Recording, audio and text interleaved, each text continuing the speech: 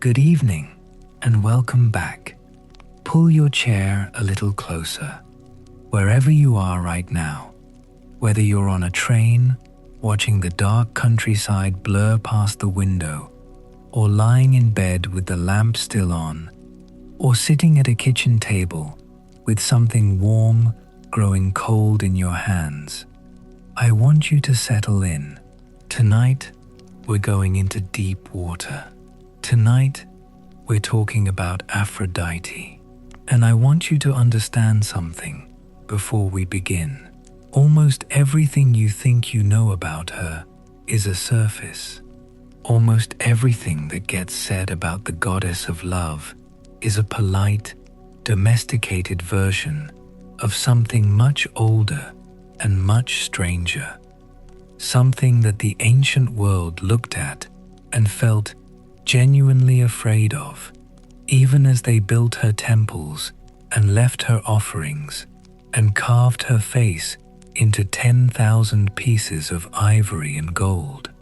By the end of tonight, I want you to feel that strangeness too. I want the name to mean something different to you than it does right now. So, where are you?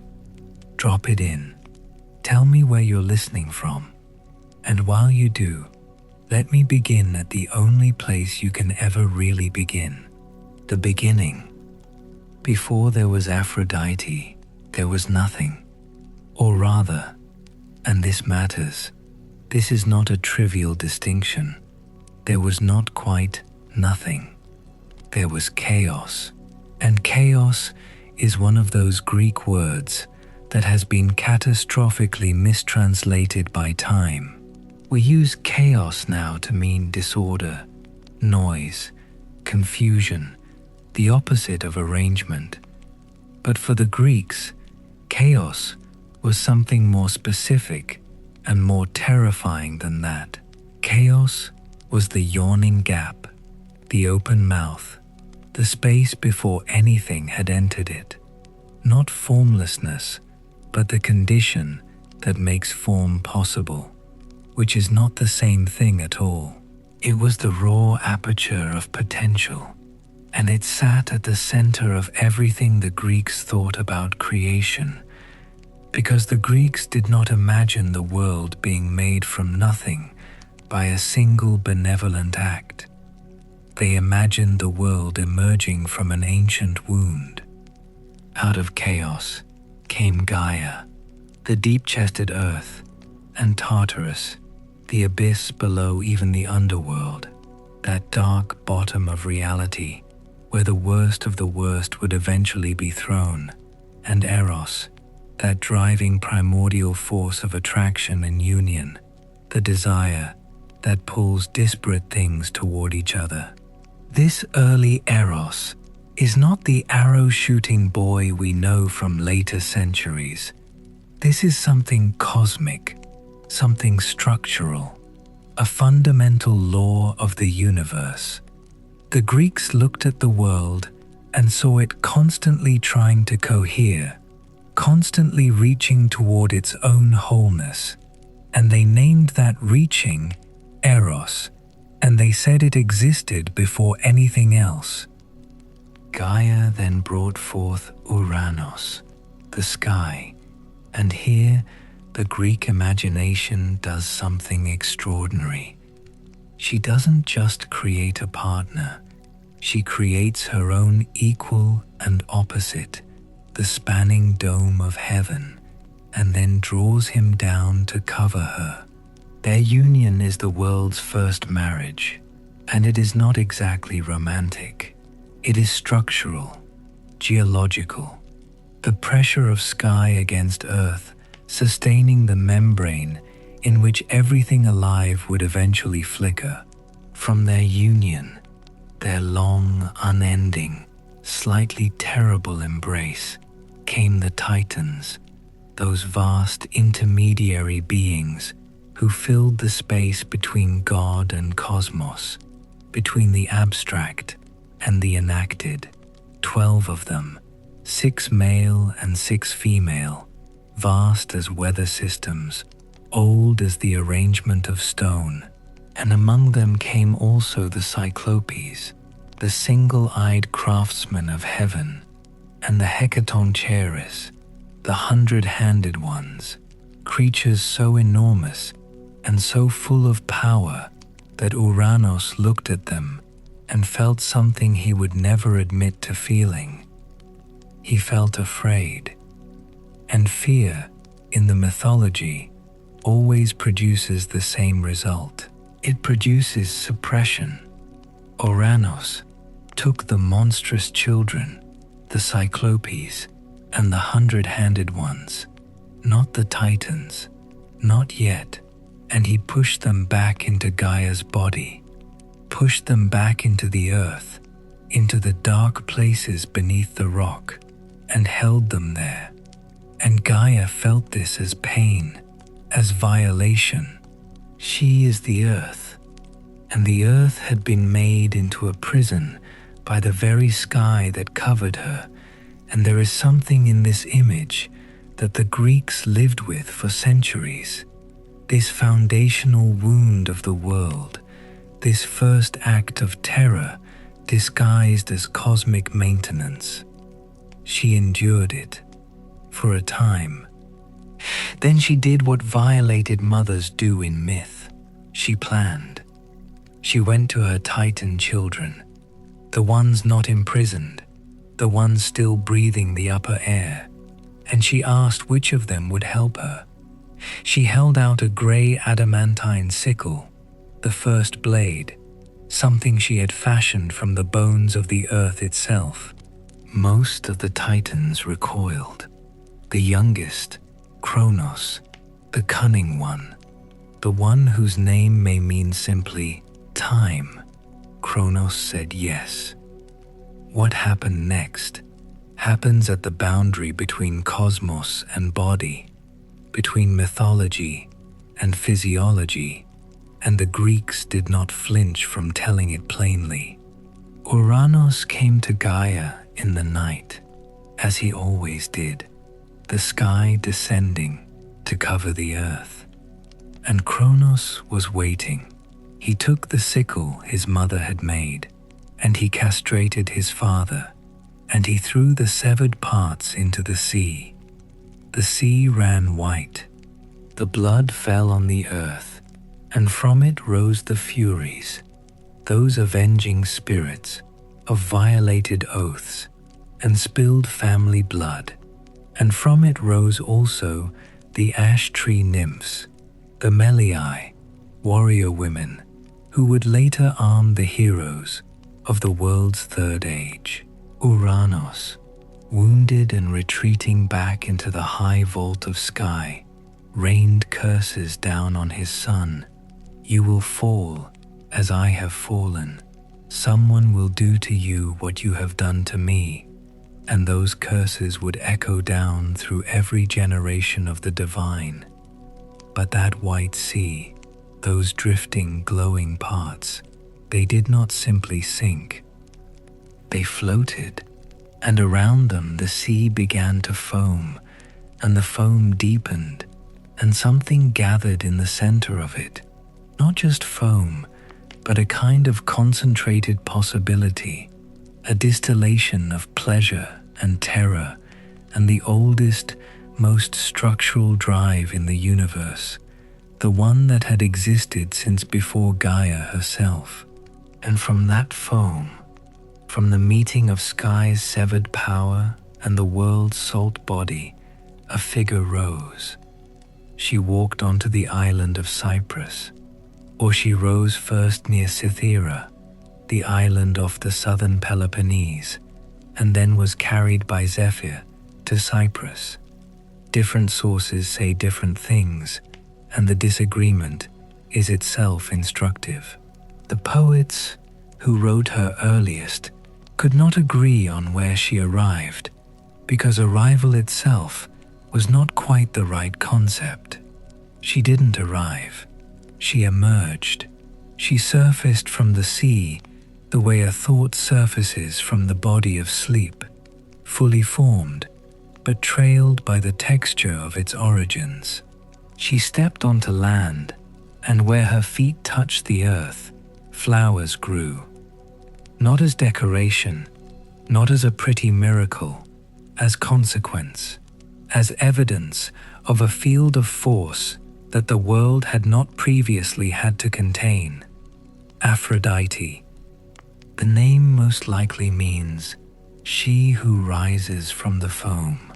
Aphros is the Greek word for seafoam, and the myth knows this and announces it directly, which is unusual in mythology.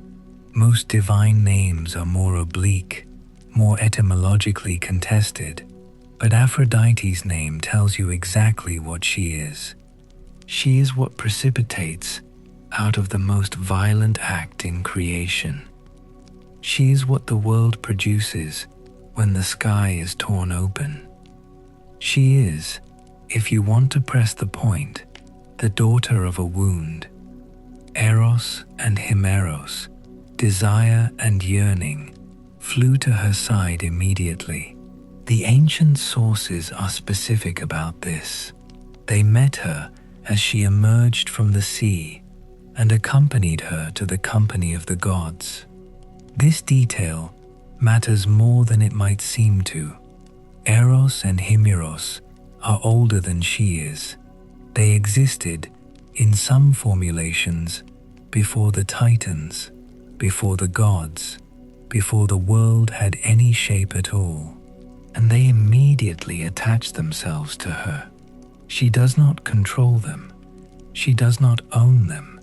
They recognize her, and they join her, the way two forces that have been waiting for their proper medium recognize it when it arrives. She is not the origin of desire. She is what desire gravitates toward. She is desire's face.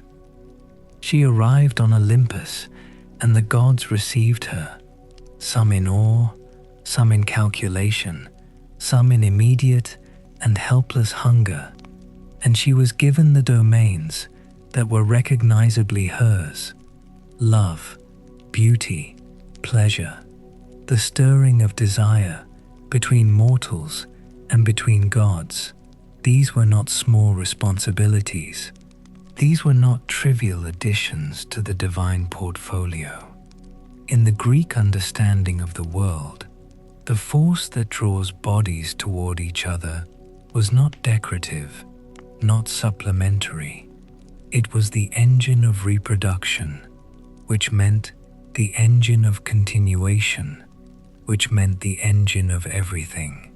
You could not have civilization without Aphrodite.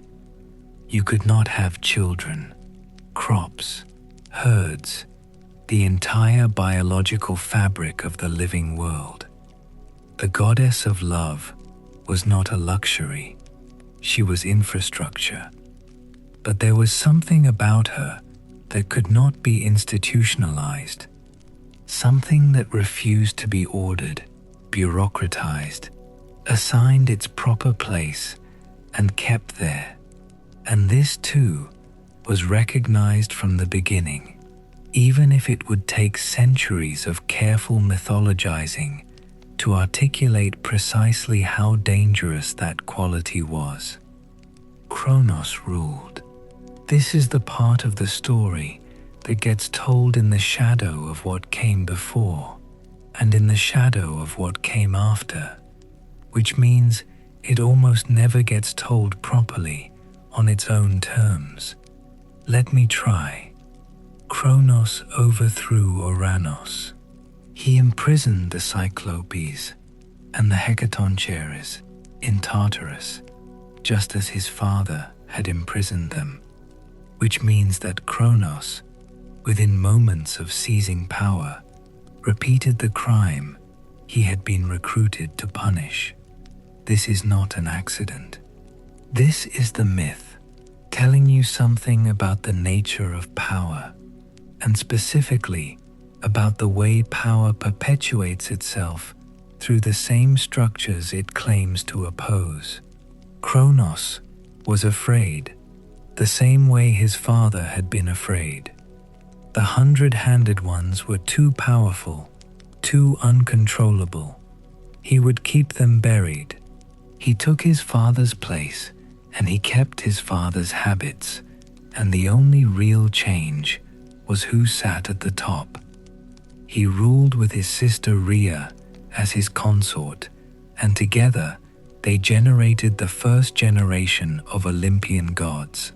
Not in an instant, slowly, over ages, the way mountains generate.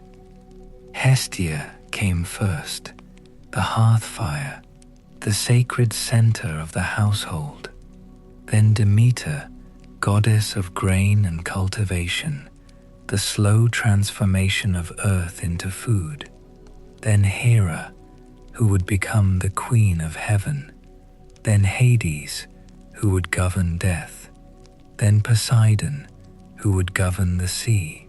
And last, Zeus, though Zeus, as we will see, did not remain last for long. The problem was the prophecy. The problem is always the prophecy in these stories, because the Greeks believed, not as a literary device, but as a genuine philosophical conviction, that the future existed. It was not made by choices, it was disclosed by them. The prophecy told Kronos what his father's curse had already implied, that one of his children would overthrow him. And Kronos did what terrified rulers do, in myth and in history both. He tried to stop the future. He swallowed them, each child as it was born.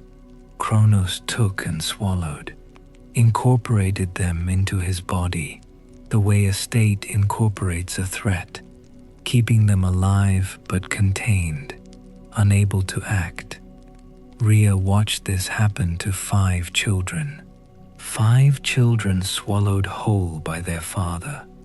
The myth gives us no access to her interiority during those years, and I find this absence interesting. The poet's unwillingness or inability to dramatize the interior life of a mother being systematically robbed of her children.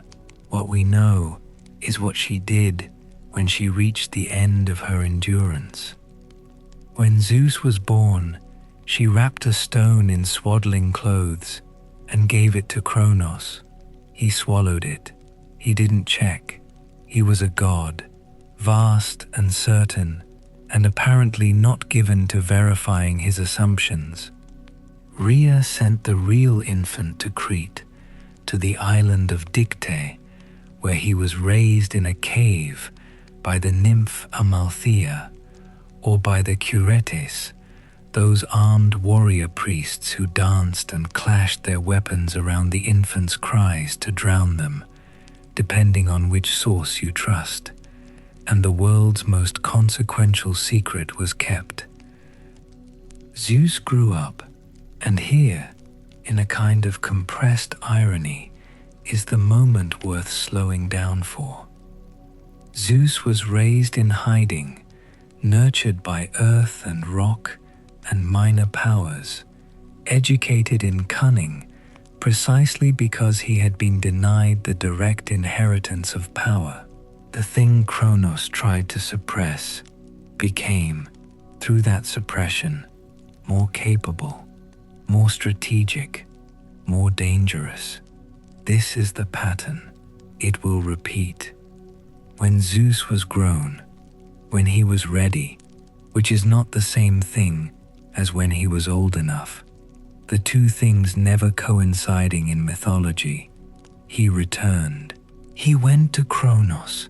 In some versions, he served his father as cupbearer, this magnificent young god waiting on his father with wine, and his father never recognized him. He put something in the wine, an emetic, a divine purge, and Kronos vomited up his children, 5 gods, born again from their father's body, entering the world for the second time. First the stone, which became the omphalos at Delphi, the navel of the world, venerated for centuries, then Poseidon, Hades, Hera, Demeter, Hestia, disgorged, furious, armed, finally, with the knowledge of what had been done to them. What followed was the Titanomachy, the war of the gods, 10 years of cosmic conflict between the Olympians and the Titans that makes every human war look like a local argument. The Titans were older, more numerous, entrenched in the physical fabric of the world. The Olympians had 3 things: the Cyclopes, freed from Tartarus now, and grateful and ready to forge, who made Zeus his thunderbolts, Poseidon his trident, Hades his helm of invisibility, the Hecaton Charis, those 100-handed throwers of mountains, who joined the fight on the Olympian side, and the particular, ferocious, creative intelligence of Zeus himself, who was learning in real time that power is not simply inherited. Power is assembled. The Titans fell. Atlas was condemned to hold the sky, that is to say, to hold up the very dome that had descended to cover the earth in the beginning. Forced to become the sustained act that had once been Uranus's casual position, the fallen Titans were cast into Tartarus, and Zeus stood in the ruins of the old order and began to build the new one. Aphrodite watched all of this. She had been present on Olympus through the war. She had not fought. She was not, in most formulations, a war goddess. And yet this is precisely where things become interesting, because the domains she governed were the domains that the war was ultimately about. Who controlled reproduction? Who controlled the generative force of the living world? The distribution of power among the gods was also, always, a question about what would happen to love, what would happen to desire, where it would flow, and who could direct it. She watched, she waited, she understood, perhaps better than any of them, that the war was only a visible version of the forces she embodied, that what they were fighting over was, at root, her. The new order emerged from rubble and exhaustion and a kind of geological silence, and the gods took their places in it, and Aphrodite was given her temples and her islands and her eternal honors, and the world that had been made from violence was ready, now, to pretend that it was not. The settlement came in the form of division, a vertical slicing of the cosmos into 3 horizontal kingdoms, the way you might divide an inheritance. The sky went to Zeus, the sea went to Poseidon, the underworld went to Hades, the earth itself, the surface of things, the place where mortals would live and die, belonged to all of them collectively, held in common, governed by none. This was the settlement. This was the architecture of the classical Greek cosmos, and it is worth spending a moment really looking at it, because it tells you something about how the Greeks thought about power. It was not a meritocracy. The brothers drew lots. The universe was allocated by chance, which is either a deeply democratic impulse. Even gods should not assume their preferences determine their position, or a recognition that power has no inherent logic to it, that the question of who holds authority over any domain is, at root, arbitrary, a matter of fortune, and what matters is not how you got the kingdom, but what you do with it once it's yours. Hera became Zeus's consort and queen. This marriage is one of the great troubled marriages in all of mythology, and I don't want to pass through it too quickly. Zeus was not faithful. This is the understatement at the center of Greek mythology. Zeus pursued, sometimes gently, sometimes through deception, sometimes through transformation, sometimes through what we would call, without hesitation, coercion, virtually every beautiful being he encountered. The sources enumerate his conquests the way a general's biography might enumerate campaigns, and the effect is not intended to be horrifying by the standards of the culture producing it, but it is a testament to something real. The Greeks understood that power and desire were not separable, that the same forces that made Zeus the ruler of the universe made him incapable of refusing his own appetites. Hera suffered this and raged at it, and directed her rage largely not at Zeus but at his conquests, which tells us something about how that society understood the distribution of blame, something not particularly flattering. Among the Olympians, positions were established. Ares governed war in its brutal, bloody, forward-leaning aspect.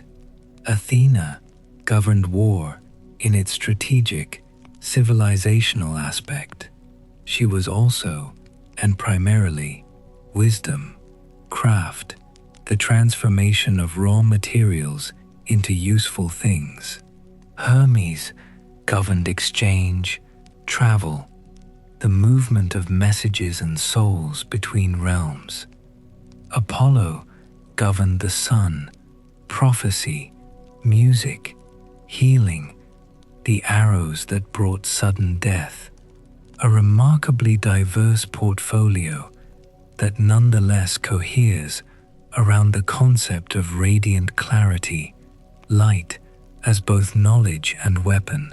Artemis governed the moon, the hunt, wild places, the lives of girls before marriage. Hephaestus governed fire and craft, the forge and its transformations. Demeter governed grain and the agricultural cycle. Hestia governed the hearth. Dionysus would come later, arriving in myth with the force of a new and destabilizing energy, the god of wine and ecstasy and the loosening of boundaries. And Aphrodite governed love, beauty, desire, the whole churning territory of attraction and union, and the havoc both produce in human lives. She was married, in the official mythology, to Hephaestus. This marriage is described in ways that make it seem almost like a clerical arrangement. The beautiful goddess and the lame craftsman, paired by necessity or by divine decree, maintaining the fiction of domestic order, while everyone knew that Aphrodite's real affinities lay elsewhere. Hephaestus adored her. This is stated plainly in the ancient sources, and it is one of the more poignant details in all of Greek mythology. This vast, talented god of fire and making, spending his divine capacity to create on gifts for a wife who accepted them with one hand and turned toward another man with the other. That other man was Ares, the god of war and the goddess of love. This pairing has a certain mythological logic that would be almost too neat if the myth didn't render it so specifically, so physicalized. They met in secret. Helios, the sun, who saw everything, told Hephaestus. And Hephaestus did what craftsmen do. He made something. He forged a net of such fine and beautiful metalwork that it was invisible, and he stretched it around the bed where Ares and Aphrodite met, and he left it to spring shut around them, and he called all the other gods to come and witness. This is one of the great uncomfortable scenes in mythology. The gods came, and they laughed. All the male gods, the sources note, while the goddesses stayed away, out of some combination of modesty and something that reads more like solidarity than propriety. The laughter is supposed to be at Ares and Aphrodite's expense, the two of them trapped and exposed and humiliated. But Aphrodite is not, in any version of this story, destroyed by the experience. She does not dissolve in shame. She is briefly contained, briefly made visible against her will. And then the net is opened, and she goes to Cyprus, and the story continues. And the only permanent casualty seems to be Hephaestus's dignity, which he sacrificed to make a point that the other gods received as comedy. The Greeks were trying to say something with this story. Several things. The impossibility of containing desire, even by the most skillful artifice. The way that attempting to expose and shame desire tends to produce not its reduction, but its intensification. Aphrodite and Ares were not made to stop. The way that the cuckold's rage, however righteous, tends to look ridiculous when deployed publicly, because the act of exposure reveals the exposer's wound as much as the exposed one's transgression. And underneath all of this, the fundamental observation that love and war are not opposites but twins, that the forces which pull bodies toward union and the forces which drive them toward destruction are, at the root, the same energy expressed in different registers. Aphrodite chose Ares. She kept choosing him across dozens of stories, a relationship that the myth treats not as a momentary passion, but as something structural, something that the universe had to absorb. Their children together, Eros in some versions, Anteros, who governed reciprocal love, Phobos and Deimos, who were fear and terror, and who rode at their father's chariot, Harmonia, whose name means what it sounds like. This is an extraordinary family tree. From the goddess of love and the god of war came both the force of desire and the personifications of battlefield terror. The Greeks were saying, these things share a parent. They are siblings. Do not be surprised when you find them together. Mortals entered the story gradually, the way any new class of being enters a story, first as background, then as complication, then as the whole point. There are several accounts of how humanity came to exist, and the Greeks were not interested in harmonizing them into a single, authoritative version the way a later tradition might be.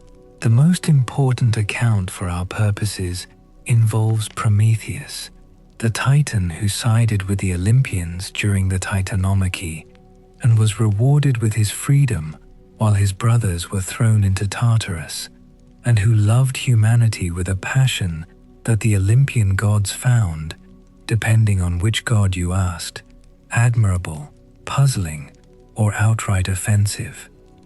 Prometheus made human beings, or he shaped them from clay and Athena breathed life into them, or they emerged from the earth after the defeat of the Titans, springing from the giant's blood, the way avenging spirits had sprung from Uranus's blood long before.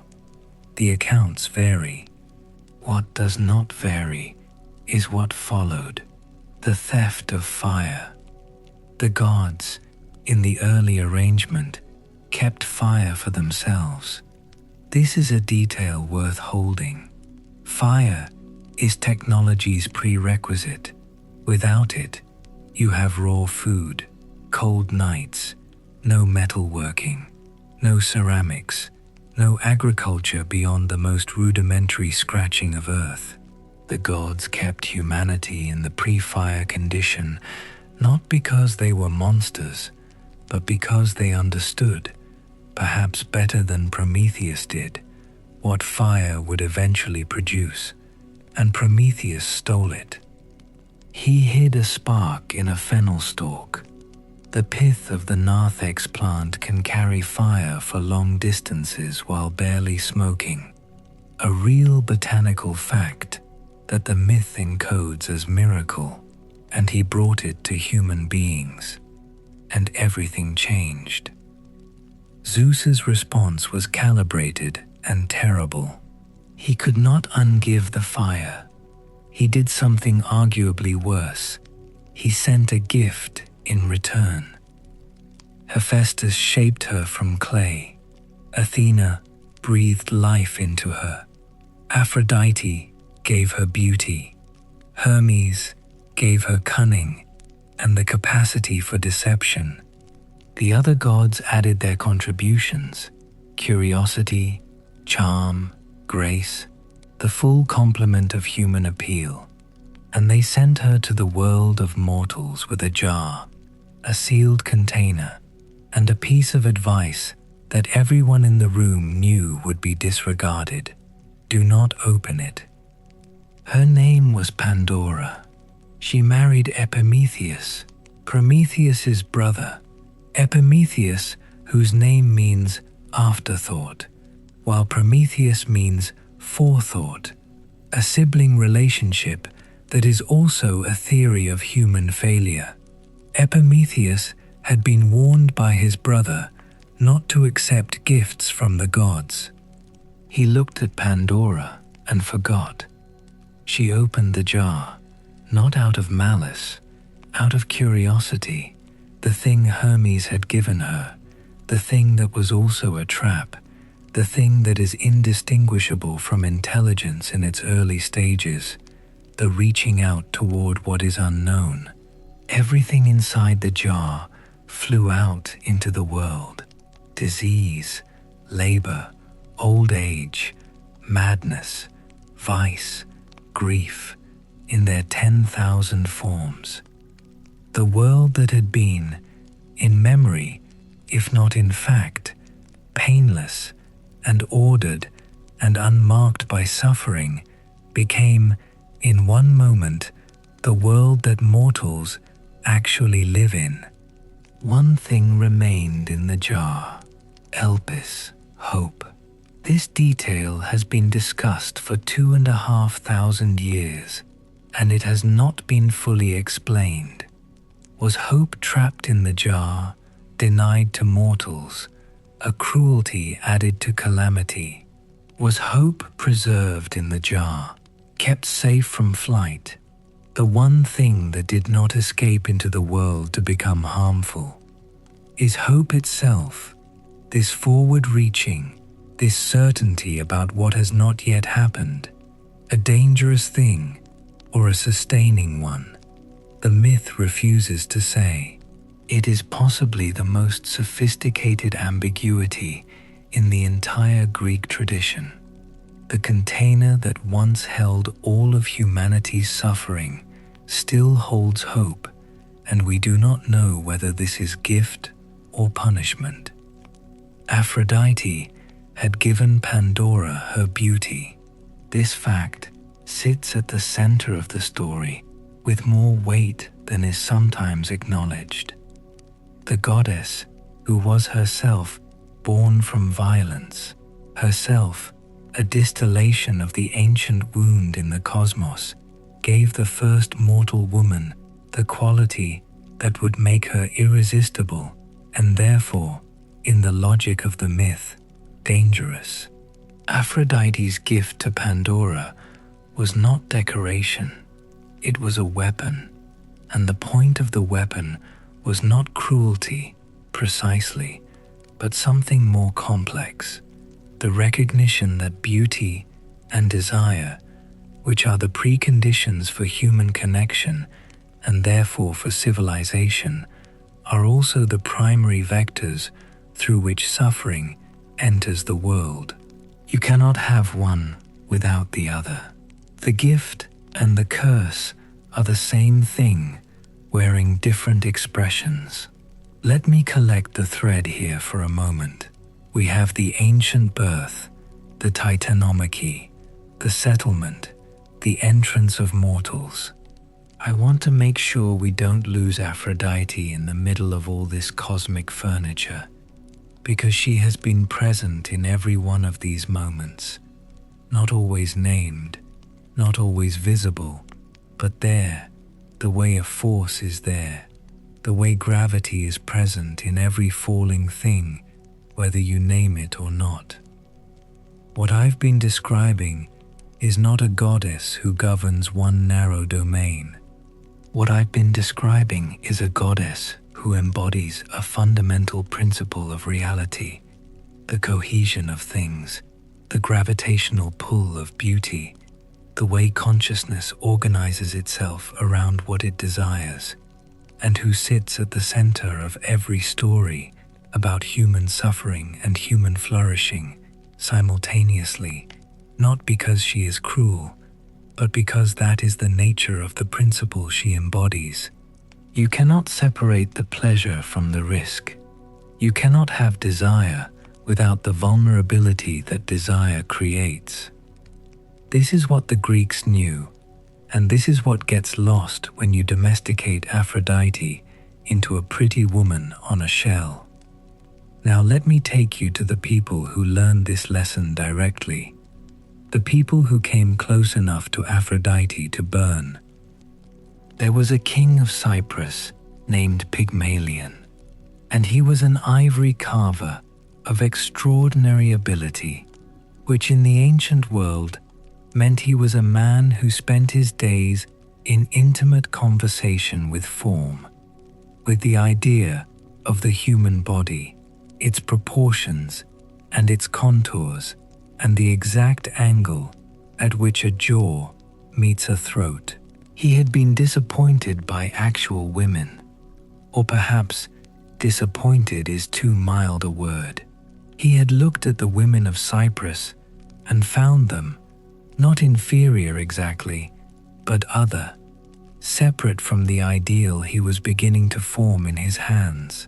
He had taken a block of ivory and he had carved a woman.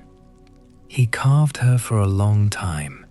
He returned to her daily the way a person returns to a prayer, not because it has been answered, but because the returning is itself the practice. He refined the curve of her cheek. He smoothed the place where her collarbone met her shoulder. He got the hands right, which is the hardest thing to get right in any figure, the place where the technical and the ineffable are most completely exposed to each other. And somewhere in that long conversation between the carver and the carved, something shifted. He loved her. He dressed her. He brought her flowers, the kind of bright, brief things you give to someone who might appreciate them. He laid her in a bed. He whispered to her. He kissed her mouth, and the ivory was warm, or he imagined it was warm, and the line between imagination and experience was, for him, no longer a line he could reliably locate. The feast of Aphrodite came, which was observed in Cyprus with particular fervor, the island being the goddess's own. Pygmalion went to the altar and made his offering and spoke his prayer, and the prayer he made was oblique. He asked for a wife like his statue, which is not quite the same as asking for the statue to become his wife, and this obliqueness has interested people for a long time. Was he embarrassed to ask for the actual thing he wanted? Did he believe the actual thing he wanted was too strange to request directly? Or did some part of him understand that the distinction between a perfect representation and the real thing it represents was not, in fact, as large as everyone pretended? The flame on the altar flared 3 times. Aphrodite was said to be present in such moments. He went home and kissed the statue, and this time the warmth was not imagined. The ivory softened under his hands, the way wax softens in sunlight, gradually, and then all at once. Color came into her cheeks. She breathed. She opened her eyes. And Pygmalion, who had been having a long love affair with an idea, found himself standing across from the thing that the idea had become. And it was. The sources are careful not to tell us this, but I'll say it. Probably terrifying. The fulfillment of any desire that has been held long enough becomes, in the moment of its arrival, something also frightening, because desire fulfilled is desire that can now be lost.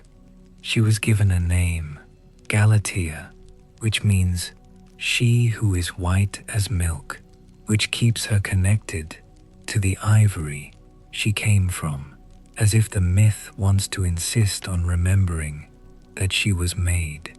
Their son was Paphos, who gave his name to one of Aphrodite's great cities on Cyprus. And Pygmalion, he loved her until he died, or he didn't, or the story stops caring about what happened next, because what the story was interested in was not the marriage, but the making. What Pygmalion's story tells us about Aphrodite is this: she governs not just the attraction between what exists, but the force that makes us attempt to create what does not yet exist, but should. The carver who falls in love with his carving is not pathetic in the Greek understanding. He is someone who has found the governing principle of his life and followed it past the boundary of the ordinarily possible. And Aphrodite rewards this. She rewards it with the real thing, which is both exactly what was wanted and something subtly different from what was imagined, as the real always is. There is a tradition of reading Pygmalion as a cautionary tale. The man who prefers the image to the real woman, who has so thoroughly retreated from the complexity of actual human beings that he has fallen in love with his own projection. And this reading is not wrong exactly, but it is incomplete. It applies a modern psychology of healthy relating to a myth that is not asking those questions. The myth is asking a different question. What happens when the desire to create meets the desire to connect? What happens when the artist's relationship with his work becomes indistinguishable from love? And the answer Aphrodite gives is not a diagnosis, it is a transformation. She does not cure Pygmalion of his attachment to his creation. She makes the creation real. The statue did not have a soul when he carved it. It had form, it had beauty, it had the proportions and the surfaces and the specific weight of his attention. These things are not nothing. These things are, in fact, what attracted the divine attention in the first place. Not the pathology of his obsession, but the quality of his craft and his devotion. Aphrodite noticed the intensity of his love and responded to it. This is consistent with everything we know about her domain. She is drawn to the genuine, the fully committed, the person who has given themselves over completely to the force she embodies. Halfway desire gets halfway results. Pygmalion's desire was total, and Galatea, who woke into a world that was already organized around her, who opened her eyes to a room that contained a man who had spent years in intimate care of every detail of her face. What was her experience? The myth does not say. It almost never says. The subjects of Aphrodite's interventions are, in the mythology, strangely opaque from the inside. We know what happens to them. We rarely know what it feels like to be them. There is a silence at the center of every story about being transformed by love, which perhaps tells us that the experience is genuinely ineffable, genuinely outside the capacity of narrative to contain, or perhaps tells us that the tradition was not, ultimately, as interested in interiority as we have become, or perhaps the silence is the point. Perhaps some transformations can only be described from the outside, because from the inside they are simply life, suddenly and completely, where before there was nothing. This is the goddess. She gives you what you wanted. She just doesn't guarantee it will be the same as what you imagined. Adonis was born from a crime, which is a good beginning for a myth about the nature of beauty. His mother was Mira, or Smyrna, who fell in love with her own father. The myth is careful to insist on Aphrodite's involvement in this. Some sources say the goddess inflicted this passion as a punishment because Mira's mother had boasted that her daughter was more beautiful than Aphrodite herself. This boast, this hubris of comparison, will appear again and again in the mythological record, and it never ends well. Others say the passion arose from fate, from some necessity in the cosmic arrangement that required this particular horror to produce this particular beauty. Mira acted on the passion.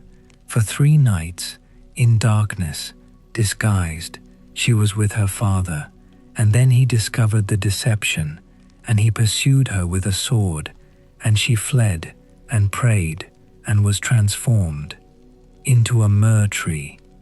She gave birth from inside the tree. The bark split, and Adonis was born from it, which is one of the stranger origin stories in a tradition full of strange origin stories.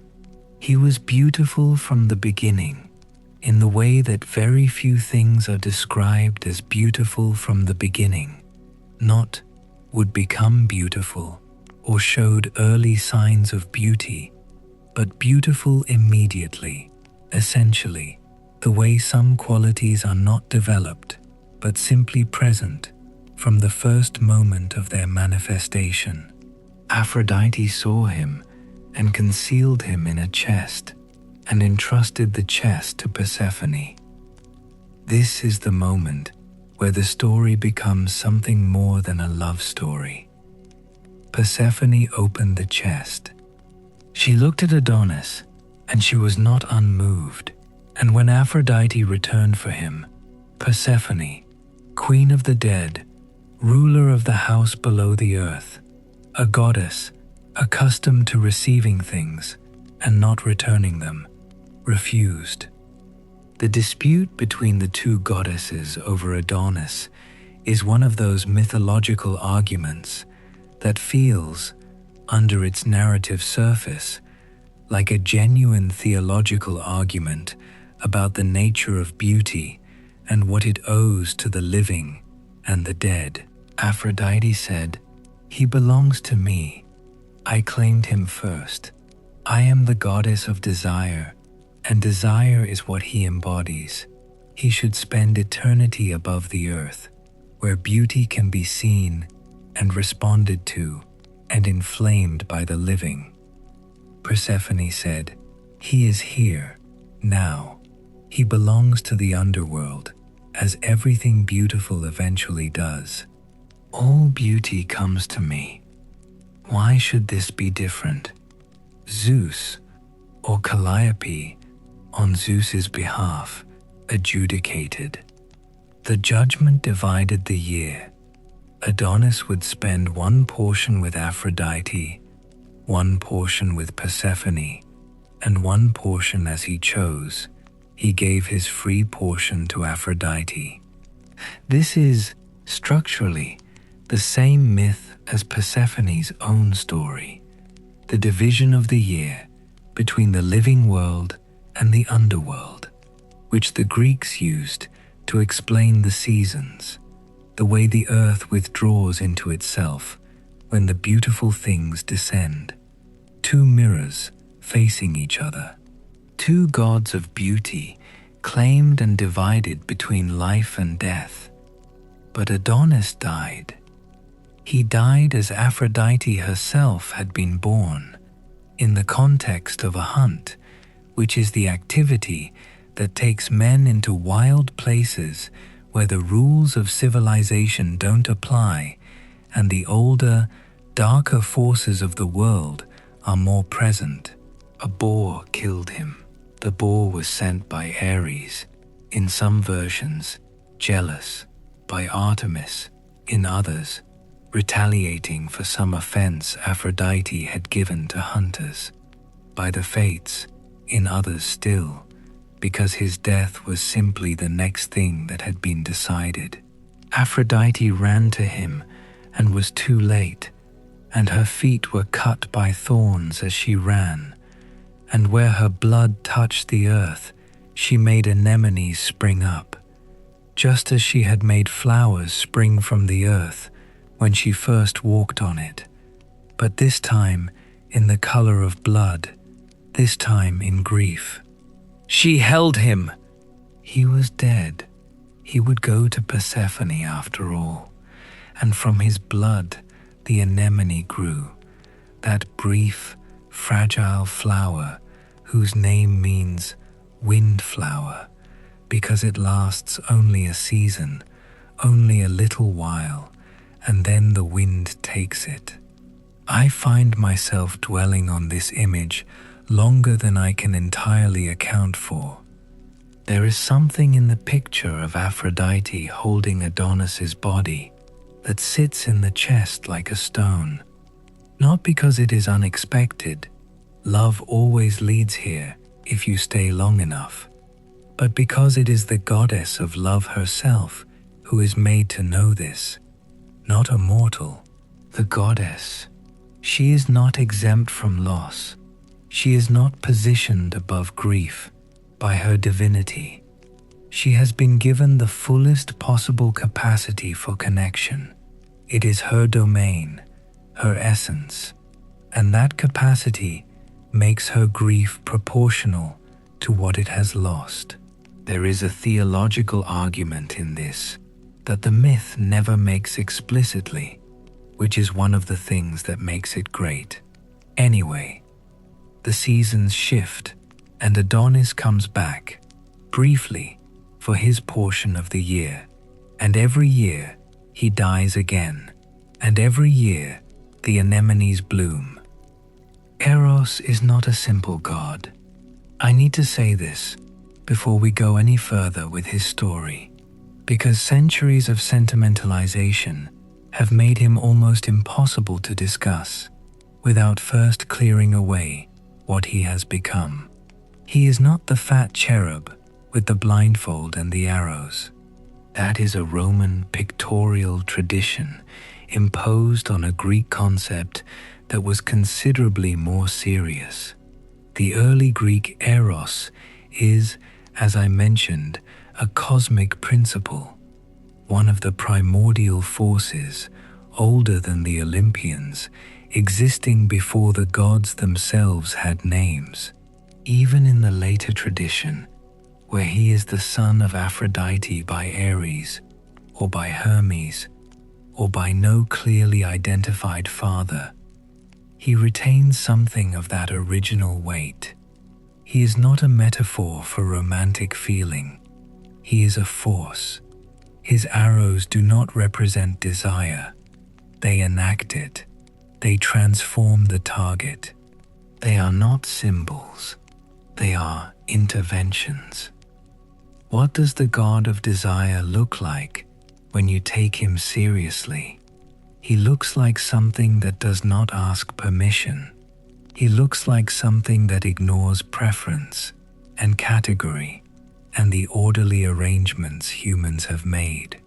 His arrows find kings and peasants alike. They find the young and the ancient. They find men who are not interested in women and women who are not interested in men, and they do not care that their targets had other plans. He is, in the oldest readings, amoral in the precise sense.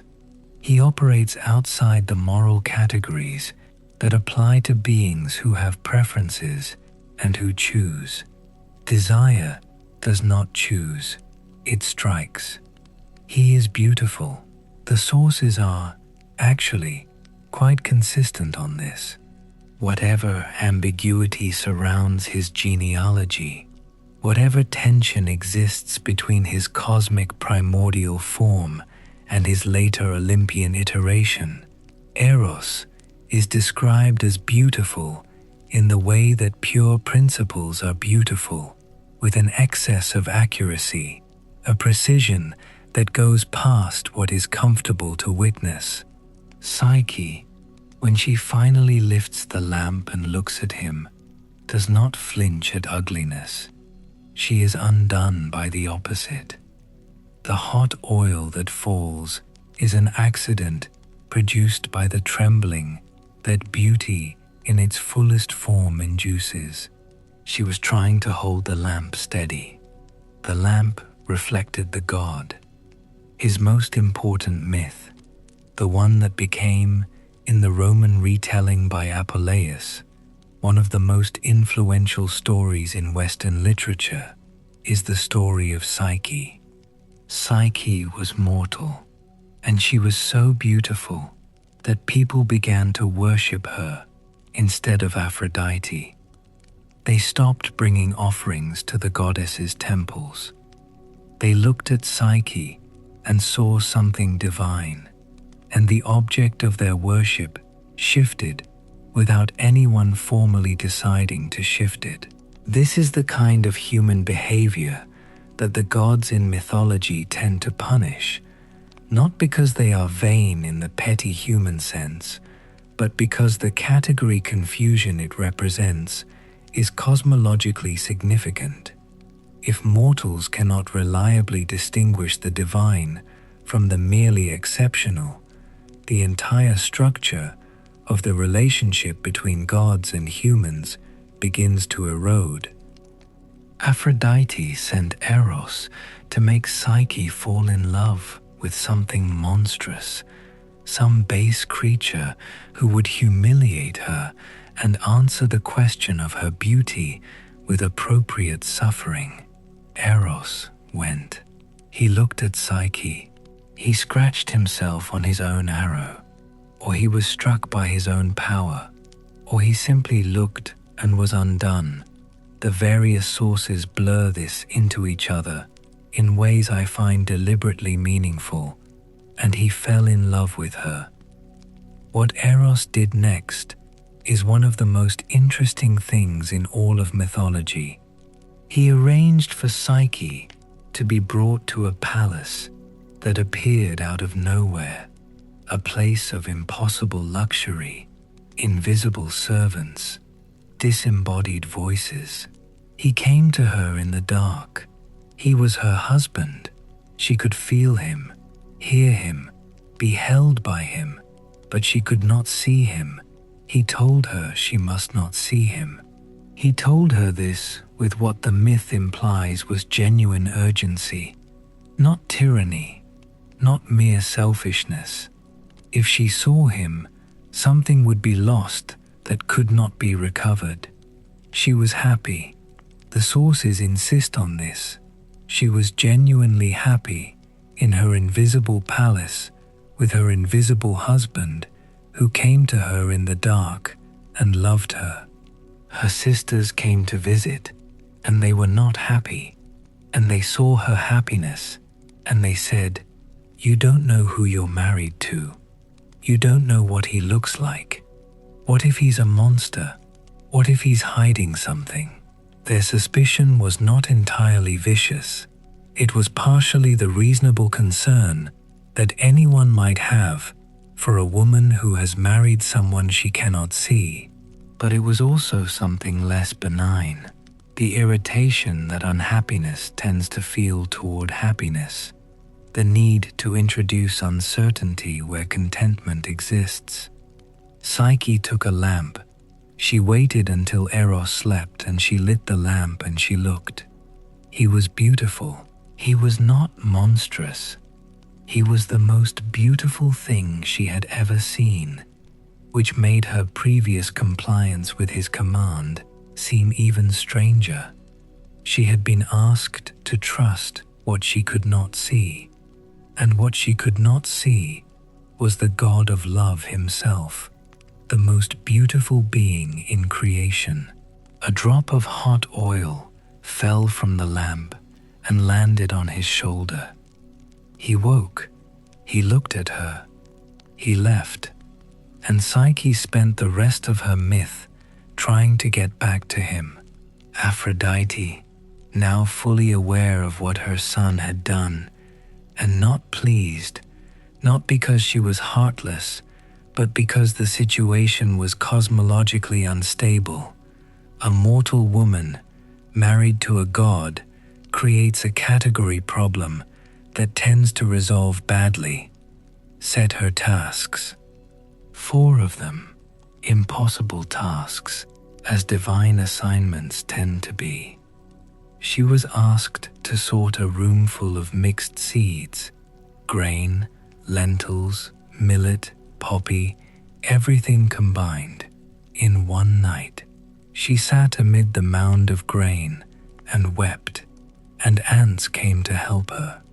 The ants, 10,000 tiny workers, organizing the chaos into columns and categories, a vision of patience that is also a vision of how the impossible sometimes resolves, not through heroic effort, but through the accumulation of small, persistent movements.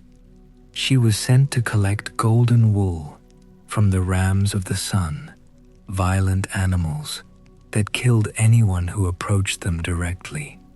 A river reed whispered to her, "Wait until afternoon, when they sleep, then gather the wool they have left on the thorns of the riverbank, not from the rams themselves, from what they have left behind, oblique, careful, alive to the difference between direct confrontation and strategic collection." She was sent to fill a crystal vessel from the waters of the Styx, that terrible river at the boundary of the dead, guarded by dragons that never slept. An eagle came, Zeus's eagle, some say, sent by Zeus, who was watching this story with something that might have been affection, and took the vessel in its talons and filled it where the dragons could not reach. The 4th task brought her to the underworld itself. She was sent to Persephone to ask for a portion of the goddess's beauty, sealed in a box, to be brought back to Aphrodite. She should not open it. She should not open the box. She opened the box. The box contained not beauty, but sleep. An endless, death-like sleep. The real nature of the underworld's gift, which is not beauty, but the suspension of consciousness. She fell. Eros found her. He was recovered from the oil burn. He gathered the sleep back into the box. He woke her, and then, in what is the most extraordinary single moment in this story, he flew to Zeus and asked, not demanded, asked, that Psyche be made immortal, that she be given a cup of ambrosia and admitted to the company of the gods, that the category problem be resolved not by destruction, but by elevation. Zeus agreed. Aphrodite, presented with a fait accompli and given a divine daughter-in-law, whose very name means soul, relented. The wedding was held on Olympus. The guests were the gods. What Psyche's story tells us about Aphrodite is complex enough that I want to be slow about it. Aphrodite is, for most of the story, the antagonist, the one who sets the impossible tasks, the one who stands between Psyche and Eros, and yet the tasks are the story. Without the tasks, Psyche remains a beautiful woman who was fortunate and passive. The tasks make her a soul. The tasks are the process by which she becomes worthy of what she wants. Aphrodite, who looks like an obstacle, is actually the curriculum, the goddess of love, who knows what love costs better than anyone, made Psyche learn it from the inside. This is not cruelty, or it is not only cruelty. It is the precise form of difficulty that the nature of the goal required. There is something the story knows about desire that gets articulated most clearly in the structure of the 4 tasks. The first is about patience and the capacity to accept help. Psyche cannot sort the seeds herself, and the myth rewards not the heroic lone effort, but the willingness to let small things help. The second is about indirection. You cannot take what you want by direct assault, not from the most dangerous things, and the person who waits and gathers what is left behind, rather than fighting for what is held, learns something about desire that the impatient person never learns. The third is about scope. There are places where human effort cannot reach, and where you need the intervention of something that moves at a different altitude, and wisdom sometimes means recognizing this and waiting for the eagle rather than swimming into the dragon's reach. And the fourth is about the specific temptation that affects people who have done everything right and are almost at the end. The box is almost always opened. The injunction is almost always violated at the last moment, not from malice, from a very human thought. I have come all this way, through all of this, and I want just a little of what's inside for myself before I deliver it. The underworld's gift to the box that Persephone seals is sleep, not beauty, sleep. Persephone is the goddess who receives everything that descends, and what she has to offer is rest, the end of effort, the suspension of the striving that desire requires. Psyche opens the box, and the sleep takes her because she is exhausted, because she has been working against the impossible for a long time, because the part of her that wants to stop is real and present and not wrong. And the myth knows this. It does not blame her, but it shows you the last obstacle between you and what you want is the desire to stop wanting, the temptation of the rest that comes before you arrive. Eros saves her. He finds her on the road, fallen. He gathers the sleep back and wakes her. And then he does something that I find, looking at the full architecture of the myth, genuinely moving. He stops making the decision for her. He stops saying, "Trust me, don't look, I know better." He goes to Zeus and he asks. He asks for what he wants, and he explains why, and he submits the question to a higher authority and accepts the outcome. The god of desire, at the end of the story about desire, demonstrates something that looks a great deal like the thing that comes after desire, the thing it matures into when it stops being a force that simply strikes and starts being something that petitions on behalf of another's flourishing. The Greeks called it love too, the same word sometimes, but it is not the same thing. Now we come to the hero, who is also a wound, the man whose beauty was a gift that the world refused to contain. Anchises was a Trojan prince, a mortal, tending cattle on the slopes of Mount Ida when Aphrodite first saw him. And this is where something unusual happens in the mythology, because Aphrodite is almost never described as being struck by desire herself. She is the agent of it. She is the one who strikes. She carries the arrows. She does not receive them. Her desire is an expression of her nature, not an event that happens to her. But with Anchises, something different is described. She wanted him.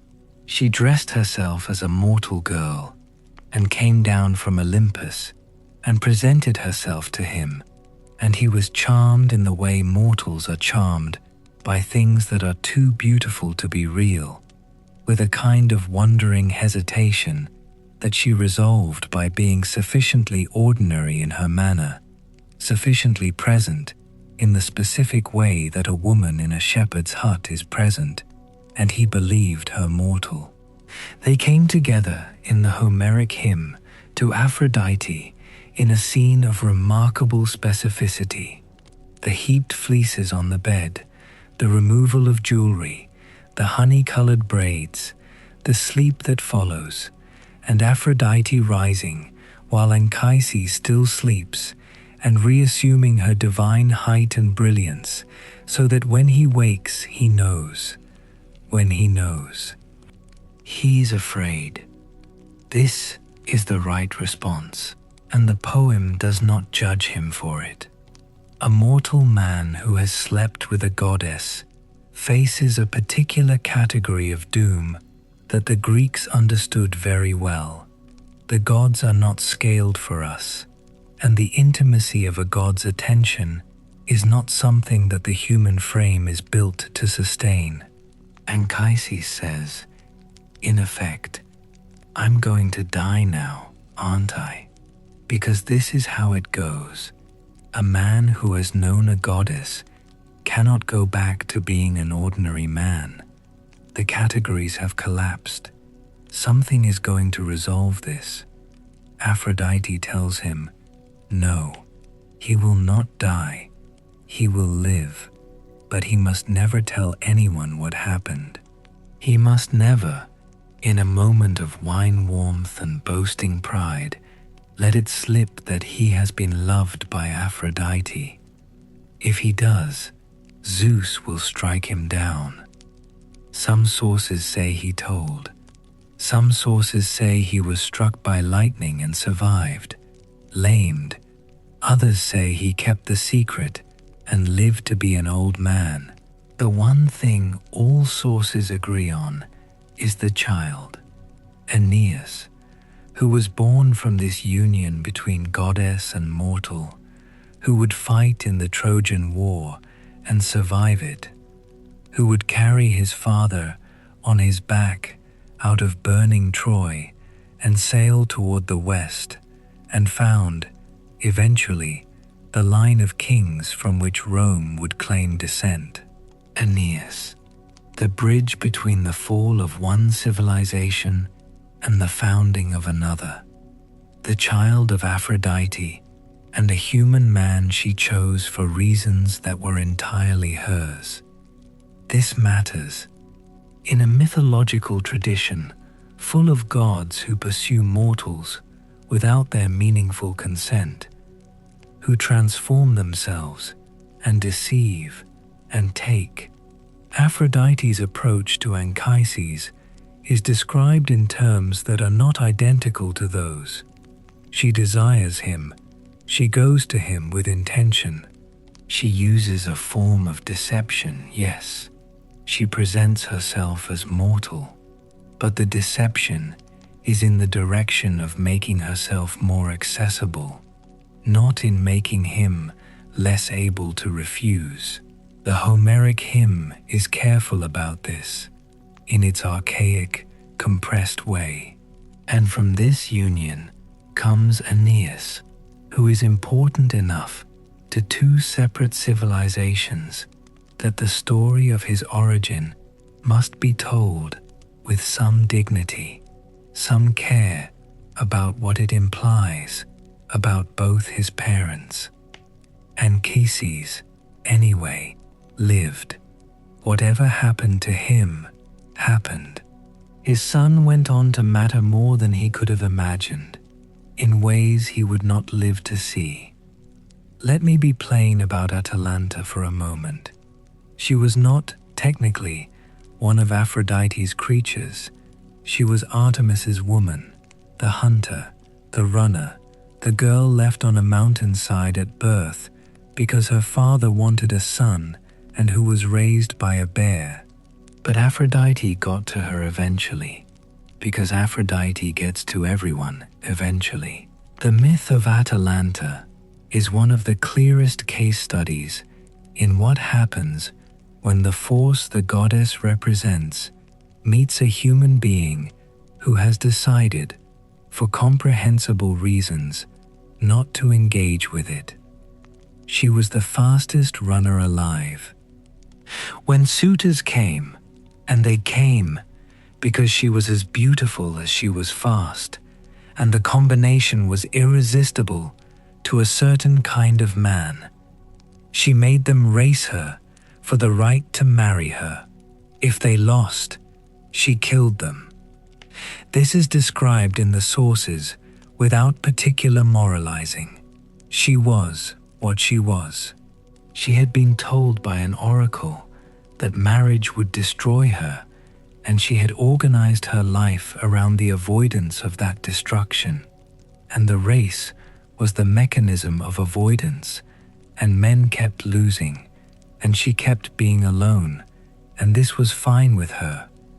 Hippomenes wanted to race her. He prayed to Aphrodite, and here is where the story becomes interesting. Aphrodite helped him.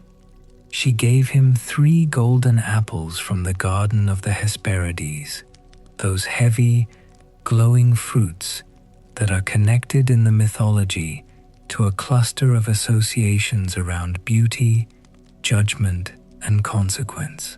He raced Atalanta, and at the 3 moments when she was about to overtake him, he rolled an apple ahead of her. She stopped to pick it up. Each time, she stopped, and the apples were so beautiful she could not pass them, and each time she stopped, he gained ground, and eventually, he won. Aphrodite had arranged this, and what Aphrodite arranged, as the myth makes clear in its aftermath, was not simply a marriage, but a doom. Hippomenes, flush with victory, forgot to thank Aphrodite. He forgot to make his offering, to acknowledge the source of his advantage. And Aphrodite, not particularly forgiving of ingratitude in this regard, arranged for them both to be struck with desire in a sacred grove, in a place where such things were forbidden, and they were transformed into lions. The oracle was right.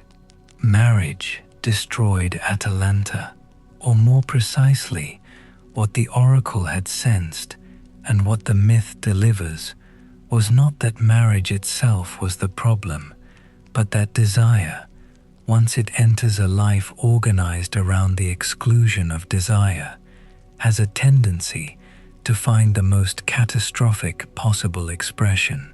She had built her whole self around not being a woman who was subject to Aphrodite's domain. The goddess waited. She always waits. I need to pause here. I'm looking at where we are in this story, and I want to acknowledge something. I've been moving quickly through some of these figures when they deserve more time, and I've spent perhaps more time than was strictly necessary on certain moments because they interest me in ways that aren't always entirely defensible in structural terms. That's the problem with Aphrodite as a subject. She keeps pulling you toward whatever has most recently caught your attention. Even in the act of narrating her, you find yourself enacting the quality she represents, the unwilled gravitational movement toward what is beautiful or compelling or impossible to ignore. The golden apple. You already know where we're going. This is the central catastrophe. This is the collective event that all the individual stories have been circling around. The war at Troy, 10 years long, 10,000 dead, the burning of a city that was the ornament of the ancient world, and at the origin of all of it, a wedding party, a goddess who was not invited, and a piece of fruit with a label. Peleus, a mortal hero of considerable distinction, was marrying Thetis, the sea nymph. This was already a mythologically significant event, the marriage of mortal and divine, the kind of union the gods themselves had complicated feelings about. But its significance became something else entirely because of what happened at the feast. Every divine being was invited, every divine being except Eris, the goddess of discord. She came anyway. She threw onto the table a golden apple with the inscription, "For the fairest." 3 goddesses reached for it at the same time: Hera, Athena, Aphrodite. Zeus, who should by any reasonable standard have been the one to decide this, refused to judge.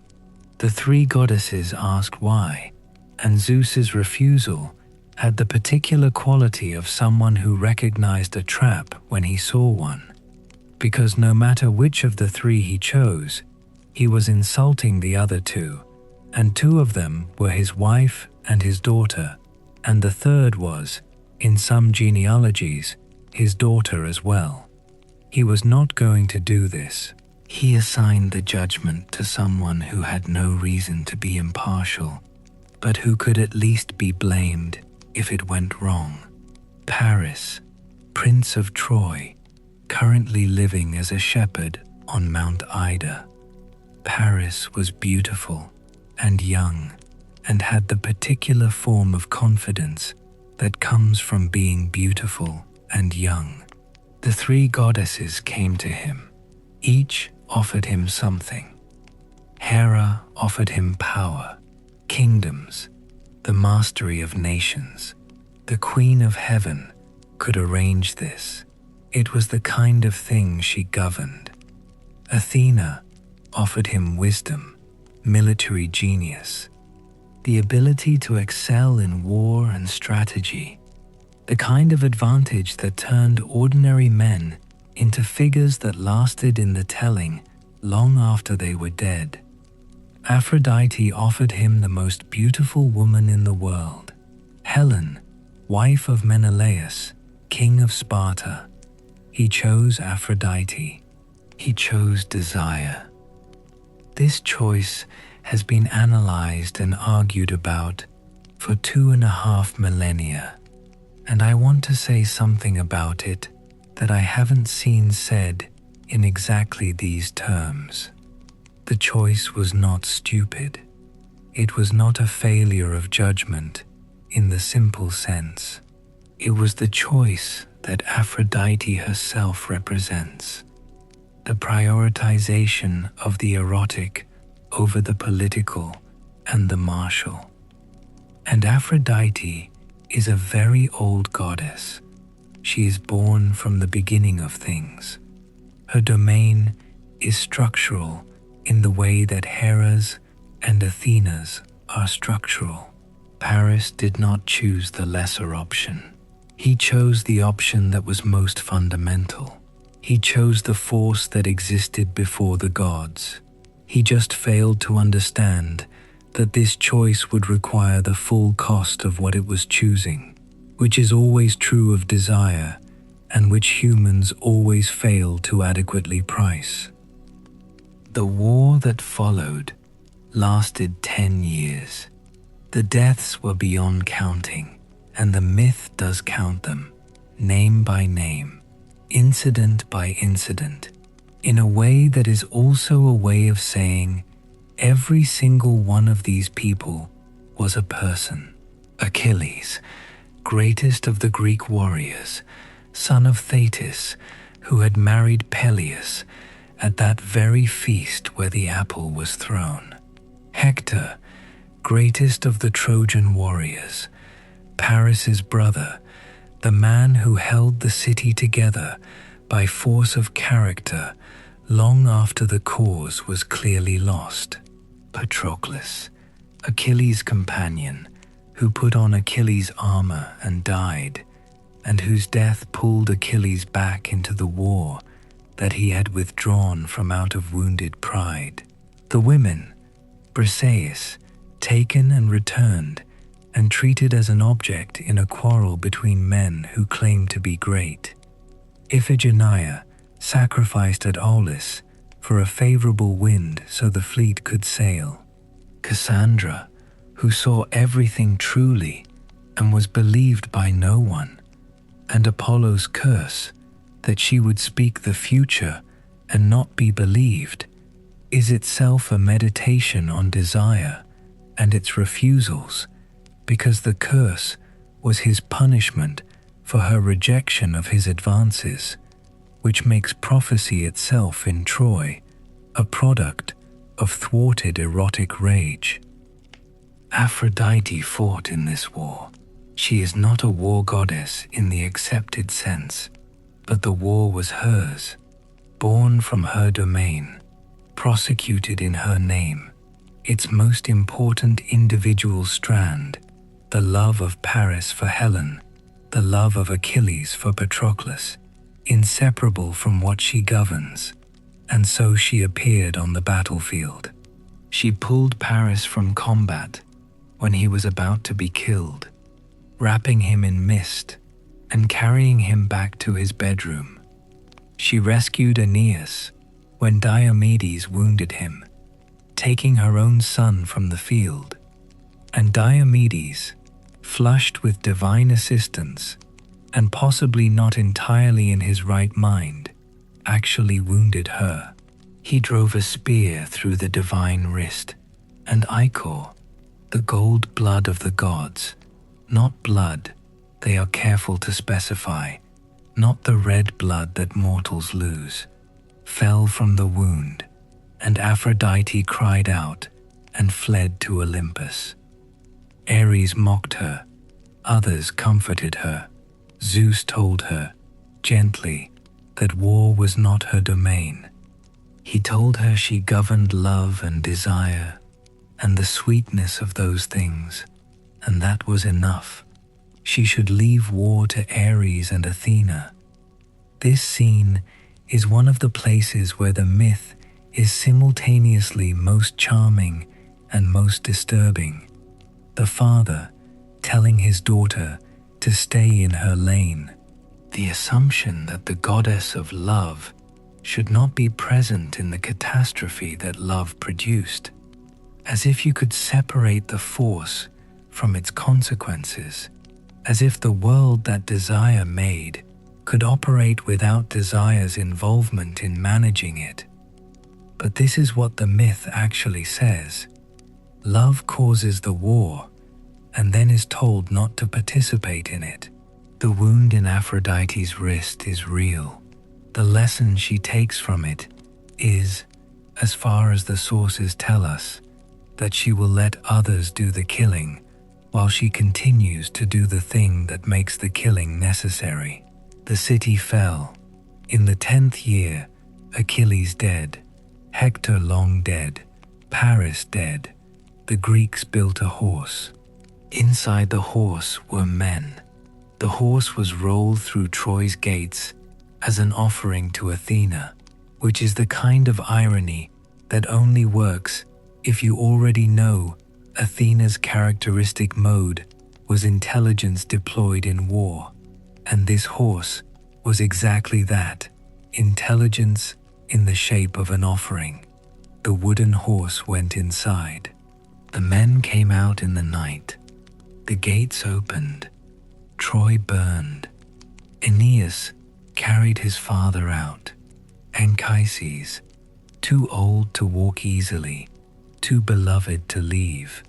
Aeneas's famous pietas, his filial and divine obligation, expressed in this specific image of a son bearing a father on his back through the burning streets of a collapsing world.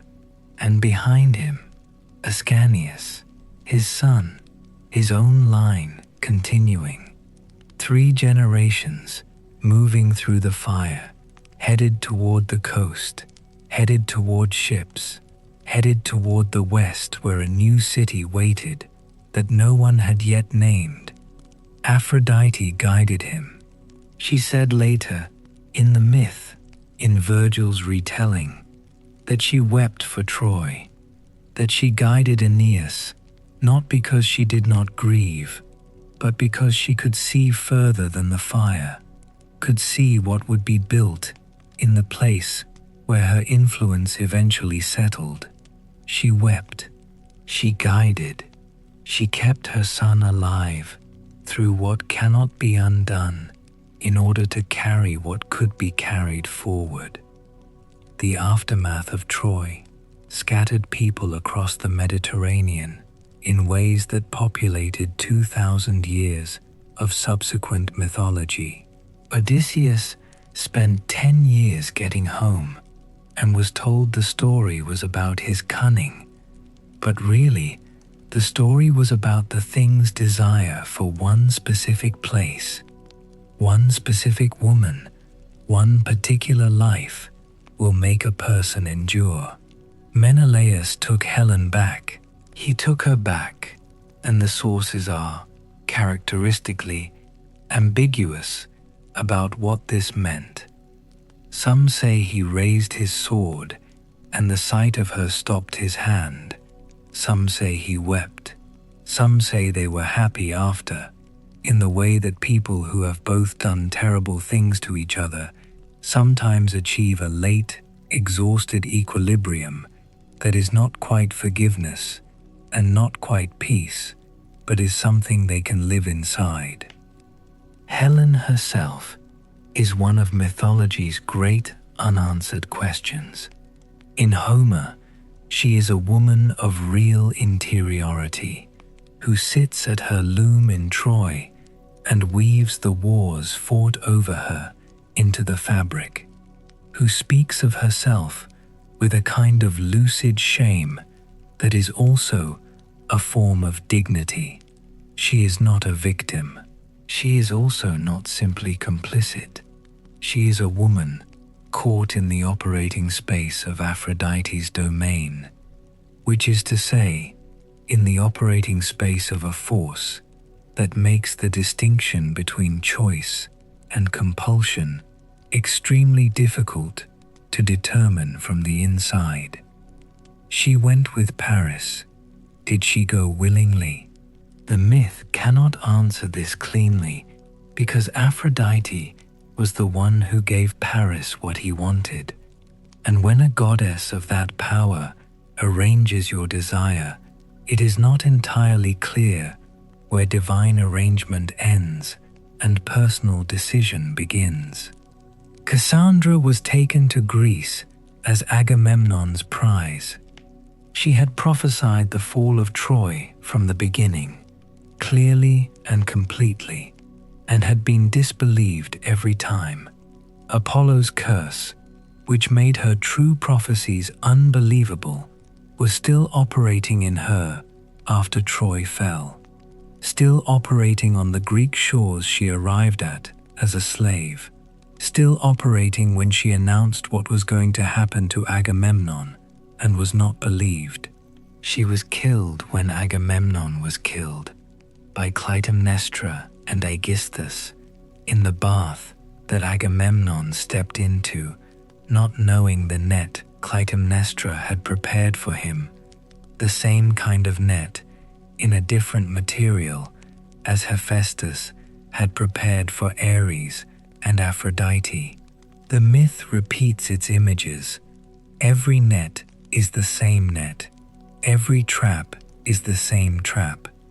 What the aftermath of Troy shows us is how long the consequences of one act of desire can extend. Paris looked at Helen and felt, in the Greek understanding of this moment, the full weight of Aphrodite's favor, that quality of given grace, the Charis that makes the object of desire seem like the only real thing in the world. He took her.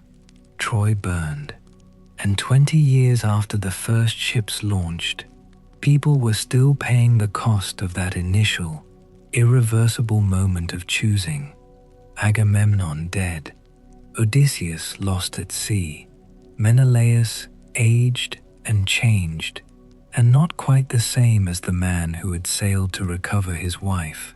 Helen herself returned to Sparta, living inside the reputation that had gathered around her name like a slow-forming stone. The gods, for their part, moved on. Or they did not move on, but they redistributed their energies the way a storm redistributes itself after it has made landfall. Athena, who had helped the Greeks build the horse and win the war, was furious at what her Greeks did inside the city. The violation of her temples, the crime committed at her altar by Ajax, who dragged Cassandra away from sacred ground. She punished them on the way home. Poseidon helped her punish them. The sea that had carried them to Troy was not friendly on the return. The Odyssey is the story of one man's navigation of that divine anger, the specifically nautical form of the aftermath of a war that was itself the aftermath of a judgment, that was itself the aftermath of a wedding, that was itself the aftermath of a goddess who was not invited to a party. Everything in mythology is the aftermath of everything else. There is no clean beginning. There is only the moment you choose to start the story, and whatever you leave out before that moment is the unmarked context that will eventually surface and demand to be included. The age we live in is not the first age. The Greeks understood history as a descent. This is not, I want to say clearly, a pessimistic understanding in the simple sense. It is not mere complaint. It is a theory of the relationship between time and value, a recognition that what is early is also what is purest, and that what is later has accumulated the sediment of everything that has happened, and some of that sediment is knowledge and culture and civilization and all the things we rightly value about the accumulation of time, and some of it is corruption, compromise, the way metal tarnishes, the way memory decays. Hesiod gave the classic formulation: 5 ages, gold, silver, bronze, the age of heroes, and iron, the last and worst.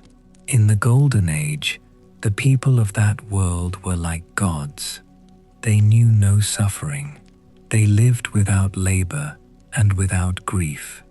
The earth gave them everything they needed, the way a generous host gives food to guests. They died the way the day passes into sleep, easily, without violence, without the awareness that they were diminishing. then the silver. Worse, 100 years of infancy. The sources genuinely say this. 100 years of childhood, and then a short flowering of adult life, and then violence and impiety, because they did not know how to honor the gods, and they were swept away. Then bronze, a generation of warriors who loved nothing but war and fought each other until they descended into Hades, famous for nothing except destruction. Then the heroes, Hesiod's fourth age, which doesn't fit the descending pattern perfectly because it represents something the earlier ages lacked: greatness, individual moral greatness. The people of the heroic age could be terrible. They were often terrible, but they could also be magnificent in ways the Gold Age people were never tested for. They went to Troy. They fought at Thebes. The ones who survived went to the islands of the blessed at the ends of the earth, where they lived happily because heroes cannot be accommodated by ordinary death. And then iron.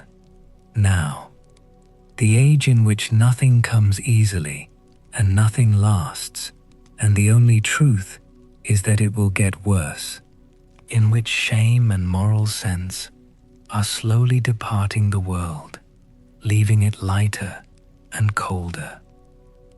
What I find most interesting about Hesiod's descent, and this is not a point I've seen made in quite these terms, though perhaps I'm simply not widely enough read, is the question of what happened to desire through the ages. In the Gold Age, desire presumably existed, but it was satisfied so readily that it never had time to sharpen. You wanted, and the world provided, and the wanting and the having were barely distinguishable. This is, paradoxically, not a condition in which desire can become conscious of itself. Desire needs some resistance to know it is desire. The hunger that is always immediately fed never fully understands what hunger is. The Silver Age introduces the long childhood, 100 years of it. The sources mean this literally, but the image works metaphorically in a way that feels almost unbearably apt. 100 years of dependency, of not yet being able to have what you want, of watching the world from a position of fundamental incapacity, and then a short flowering of adult life, in which none of the 100 years of frustrated waiting has taught these people anything about how to be with each other or with the gods.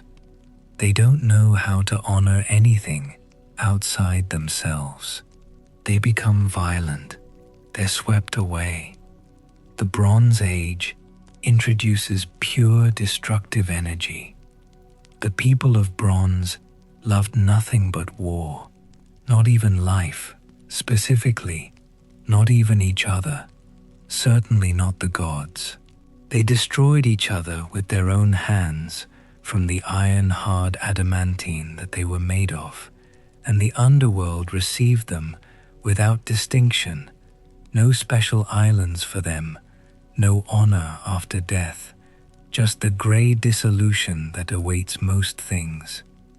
And then the heroes.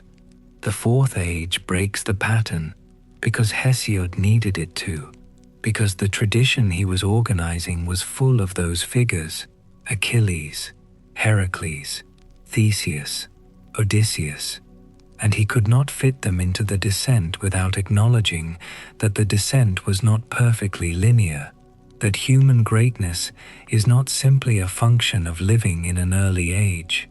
These people were made in an age of violence, and they themselves were violent, and they also, this is the key word, cared.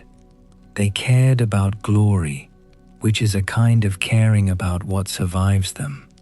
They cared about each other, sometimes, in ways that were more operatic than ordinary human friendship, but that were recognizable as forms of genuine attachment. Achilles grieving Patroclus is grief as we know it, absolute, annihilating, the world made suddenly hollow by the absence of one specific presence. That is an Iron Age emotion, a human emotion, in a man who is half divine and who lives in the age of heroes. And then iron, Hesiod himself lives in it, and he says so, with what sounds like genuine weariness. He wishes he had been born earlier or later, not in this time, this iron time, this age of grinding labor and slow moral erosion. Where does Aphrodite fit in this descending story? She does not descend. She does not age. She is, if anything, more present in the Iron Age than she was in the Gold, not because desire has increased, but because the structures that once contained it and gave it form and meaning have weakened. In an age of abundance, desire is satisfied before it sharpens into something dangerous. In an age of scarcity and conflict, desire becomes the primary currency, the thing people kill for and die for and betray everything for, and so the goddess who governs it becomes more visible, more powerful in her effects, more consequential in the stories that get told. The keenness of desire, its capacity to cut, is proportional to how much it has been frustrated. This is not a pleasant truth, but it is the truth the myth keeps circling back to. Through Pygmalion, who could not have what he wanted and made it instead. Through Psyche, who lost what she loved and had to earn it back through a series of impossible tasks. Through Atalanta, who tried to live without desire and found that the attempt to exclude the goddess only concentrated her eventual arrival. The Iron Age, in which nothing comes easily, is the age in which desire is most powerful. The age of Aphrodite's fullest reign, if you want to be cold about it, is also the worst age to be alive in. This is the pattern. The conditions that make divinity visible are often the conditions in which everything else is going wrong. The gods show themselves at fault lines, and Aphrodite shows herself wherever the fault line runs through the human heart. What is desire in the Greek understanding? Not a feeling, not merely an emotion, that soft category we've inherited from a tradition that was trying to domesticate the Greeks' most disturbing convictions. Desire is a cosmological force. It is what existed before the gods. It is Eros in the primordial account, the thing that pulled the formless toward coherence, that animated the meeting of opposites, without which nothing would become anything. When a human being desires, when a mortal feels that particular gravitational pull toward another body, another person, a work of art, a city, a piece of truth, they are participating in the foundational mechanism of the cosmos. This does not make desire safe. This makes desire essential. The Greeks had several words for what we collapse into the single word love. Eros was the force of attraction, the desire that strikes. Philia was the love between friends, the affection built through shared experience and mutual recognition. Storge was the love of family, the love that precedes choice because it precedes consciousness. Agape was the broadest, warmest kind, the love that extends towards strangers, the love that does not require reciprocation to persist.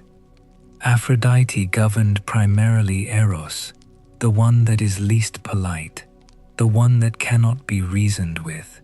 She governed the love that happens to you before you decide to allow it.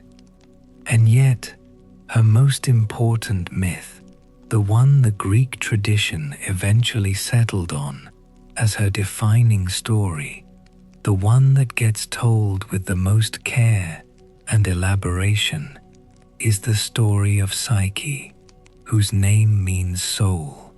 The goddess of unasked-for desire governs, ultimately, the fate of the soul.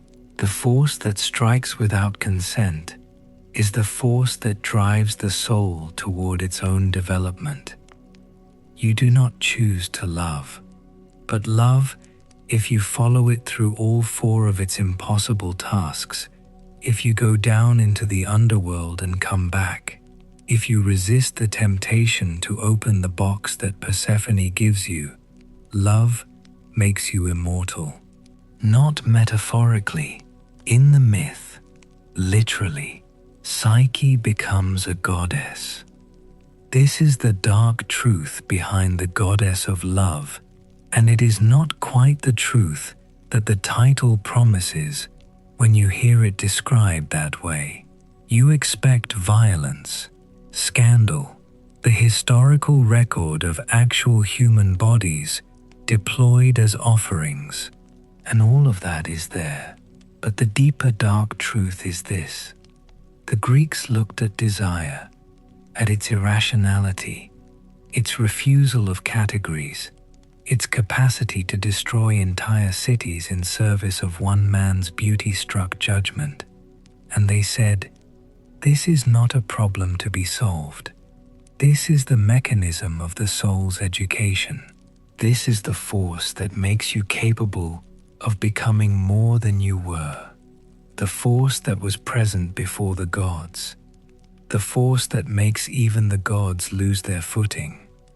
The force that cannot be contained by nets of divine metal or by centuries of domesticating pictorial tradition.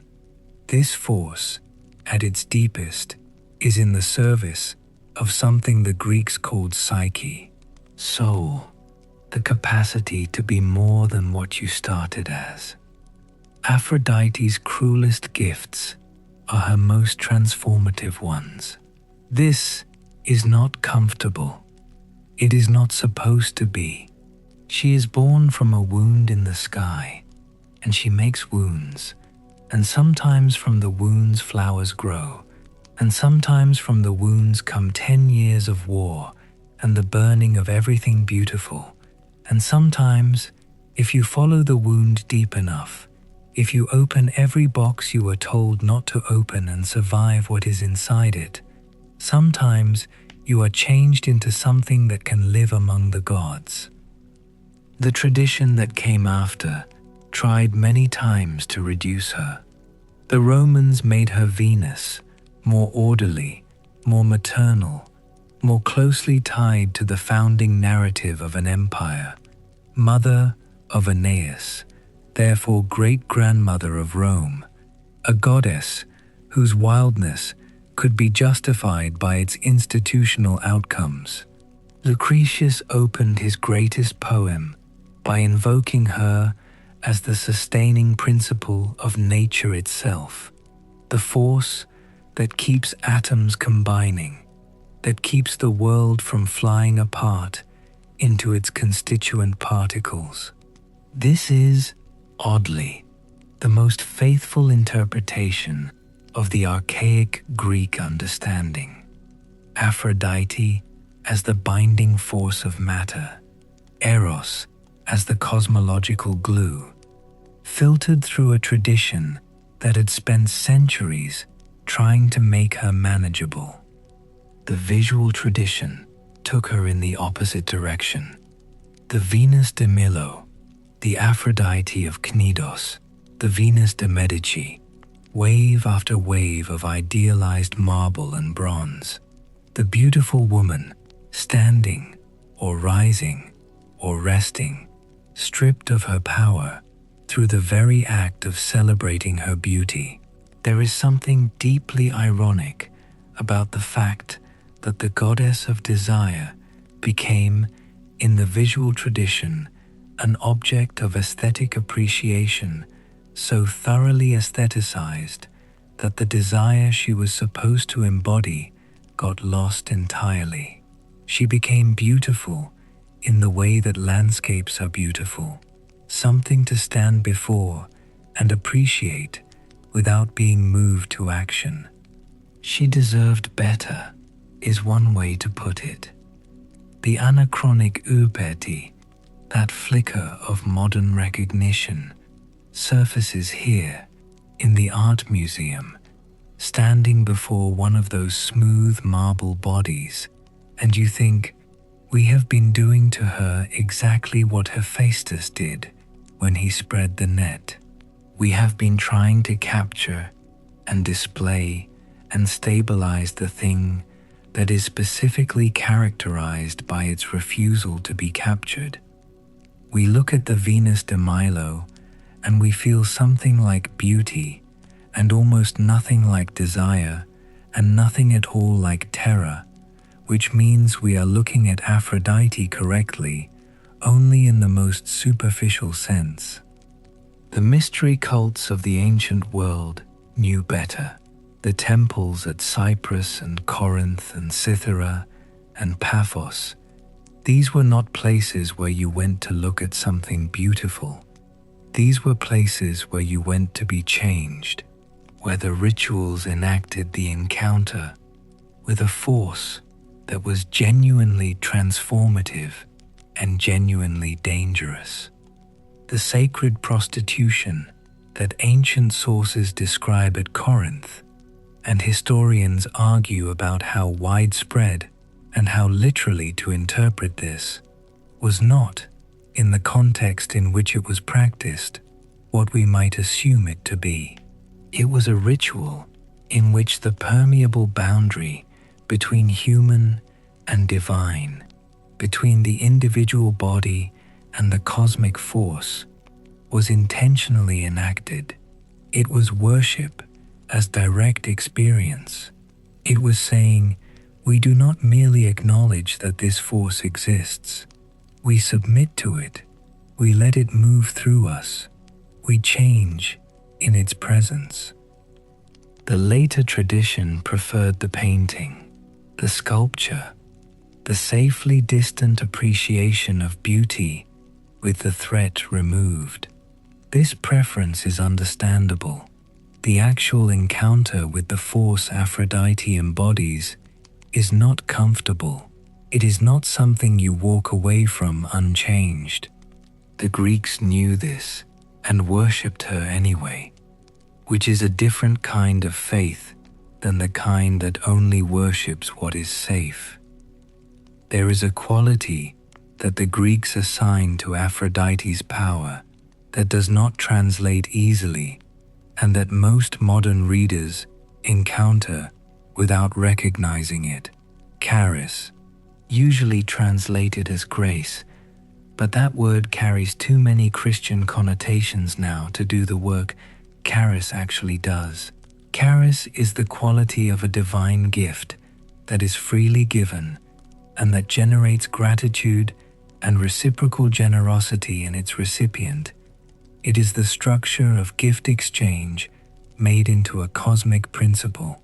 It is the way that a gift, when it is a real gift and not a transaction, creates a relationship that continues beyond the exchange.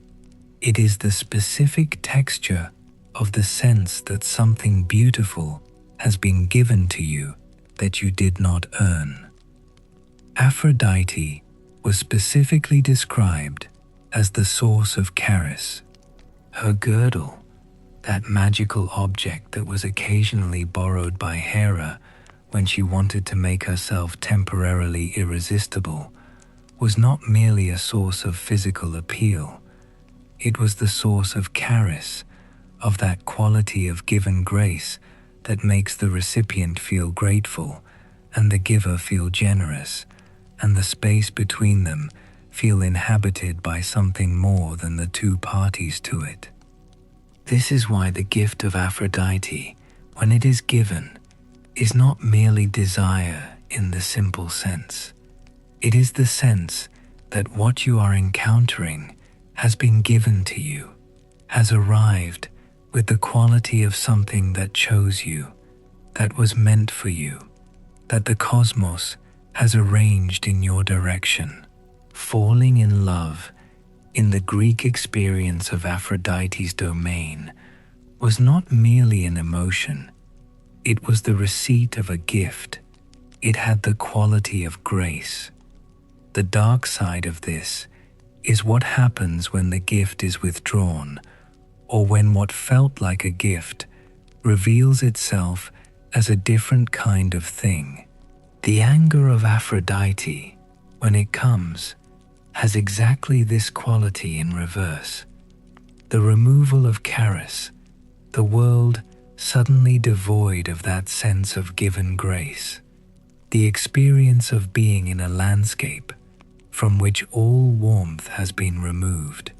The tradition is full of people whom Aphrodite has cursed by simply removing her favor, not punishing them with active harm, but withdrawing the quality that made their experience of the world habitable. They keep living. Everything is fine. Nothing feels like it means anything anymore. This is possibly the most frightening of her gifts. Cadence. The Greeks had several words for this too. Moira, the individual allotted portion. Ananke, the necessity that overrides even divine will. Taik, fortune, the randomness that governs what actually happens at the intersection of all these forces. Together, they constitute what we might call fate, though that word is also too clean, too determined for what the Greeks actually meant. The Moirai, the three fates, Clotho, who spins the thread, Lachesis, who measures it, Atropos, who cuts it, were generally described as operating outside the authority of even Zeus, which is a remarkable admission for a tradition that placed Zeus at the top of everything. Even the King of Heaven could not alter the appointed length of a life. Even the goddess of love could not save Adonis from the boar when the fates had determined otherwise. The divine powers that rule the world are themselves subject to a deeper necessity that none of them can name or circumvent. Where Aphrodite fits in this structure is one of the more interesting theological questions the Greek tradition poses without clearly answering. She is ancient. She predates the Olympian order.